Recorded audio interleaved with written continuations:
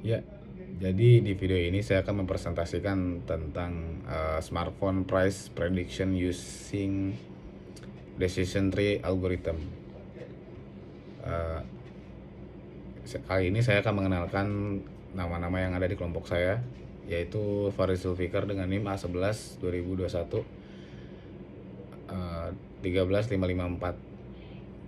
Ada Asmi Irsyad Anas A11 2024 15965. Ada Arya Hafiz Amrullah dengan NIM A11 2024 15871. Ada Maulana Arbianta Arya Basundara dengan NIM A11 2024 15973. Ada Rizky Cahya Ramadan dengan NIM A11 2024 15854. Di sini saya akan menjelaskan latar belakangnya terlebih dahulu. Industri smartphone berkembang sangat pesat di Indonesia. Banyaknya pilihan produk dari berbagai merek membuat konsumen sering kesulitan membentuk apakah harga smartphone sudah sesuai dengan spesifik yang ditawarkan. Harga smartphone dipengaruhi oleh beberapa faktor seperti RAM, ROM, ukuran layar, kualitas kamera, kapasitas baterai, dan rating pengguna. Ketimpang informasi antara pengguna dan pembeli dapat menyebabkan konsumen membeli smartphone dengan harga yang tidak sesuai. Machine learning menjadi solusi untuk membantu prediksi harga smartphone secara objektif, akurat, dan transparan. Rumusan masalah: bagaimana membangun model decision tree yang mampu memprediksi harga smartphone secara akurat berdasarkan spesifikasi teknisinya.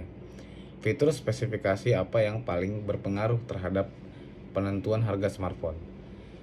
Seberapa baik performa model decision tree dibandingkan metode baseline dalam memprediksi harga smartphone. Selanjutnya bakal dilanjutkan oleh teman saya, Rizky Cahya Ramadan. Oke, selanjutnya kita akan membahas tentang tujuan penelitian.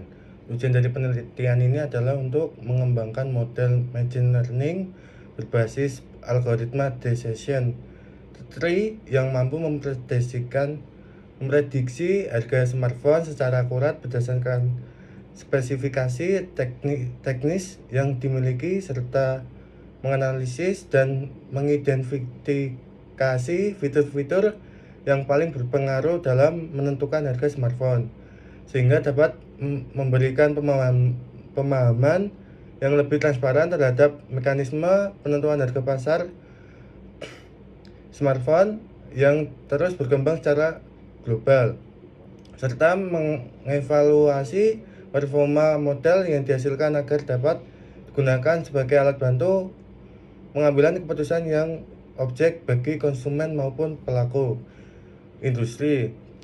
Selanjutnya akan dijelaskan oleh teman saya, yaitu Asmi Irsyad Anas. Lanjutkan slide sebelumnya. Sekarang adalah algoritma decision tree. Decision tree bekerja dengan membagi data dalam beberapa percabangan berdasarkan nilai dari fitur-fitur yang ada seperti RAM, ROM, ukuran layar, kamera, dan kapasitas baterai. Proses ini dimulai dari root node, yaitu titik awal pengambilan keputusan yang berisi seluruh data. Selanjutnya data dibagi menjadi beberapa bagian cabang berdasarkan kondisi tertentu pada fitur yang paling berpengaruh. Setiap percabangan ini akan terus berlanjut hingga mencapai leaf node, yaitu hasil akhir keputusan. Pada leaf node ini, model menghasilkan prediksi harga smartphone. Sebagai contoh, jika smartphone memiliki RAM yang besar, baterai tinggi, dan kamera yang baik, maka model mengarahkan prediksi ke harga yang lebih tinggi. Sebaliknya, jika spesifikasi lebih rendah, maka hasil prediksi juga akan lebih rendah. Dengan visualisasi ini kita dapat melihat jelas bagaimana fitur berkontribusi dalam penentuan harga smartphone. Nah, untuk metode penelitian yang digunakan dalam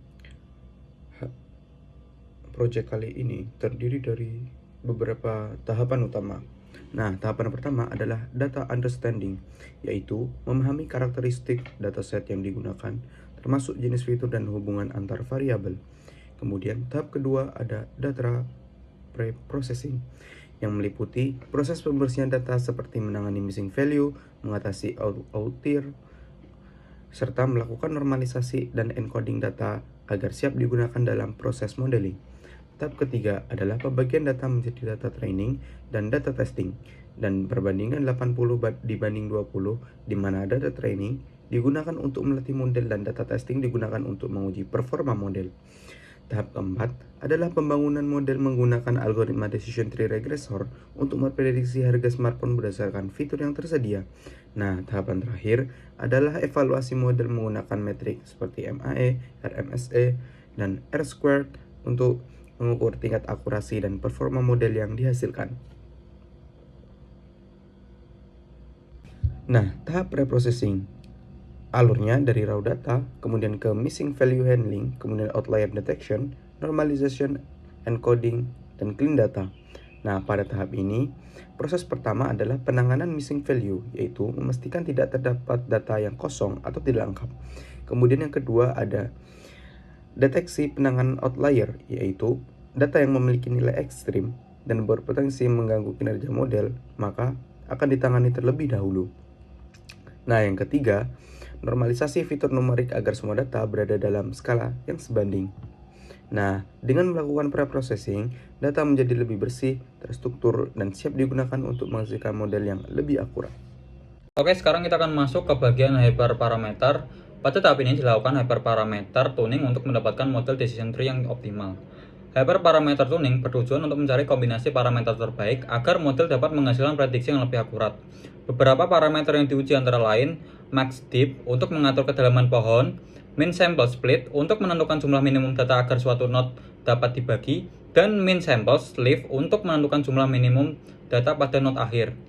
Selain itu, digunakan juga parameter criterion untuk menentukan metode evaluasi dalam proses pembentukan pohon. Proses tuning dilakukan menggunakan grid search cross validation untuk menguji berbagai kombinasi parameter secara sistematis dan memilih yang terbaik. Untuk selanjutnya, hasil yang diharapkan. Hasil yang diharapkan dari penelitian ini adalah terbentuknya model machine learning berbasis algoritma decision tree yang mampu memprediksi harga smartphone secara akurat berdasarkan spesifikasi teknisi yang dimiliki. Model ini diharapkan memiliki tingkat error yang rendah serta nilai R-squared yang tinggi, sehingga mampu mempresentasikan hubungan antara fitur dan harga yang dengan baik. Selain itu, penelitian ini juga diharapkan dapat memberikan insight mengenai fitur-fitur yang berpengaruh terhadap harga smartphone. Dengan demikian, hasil penelitian ini tidak hanya berguna untuk prediksi harga, tetapi juga memberikan pemahaman yang lebih transparan bagi konsumen maupun pelaku industri dalam melihat faktor penentu harga smartphone di pasar global.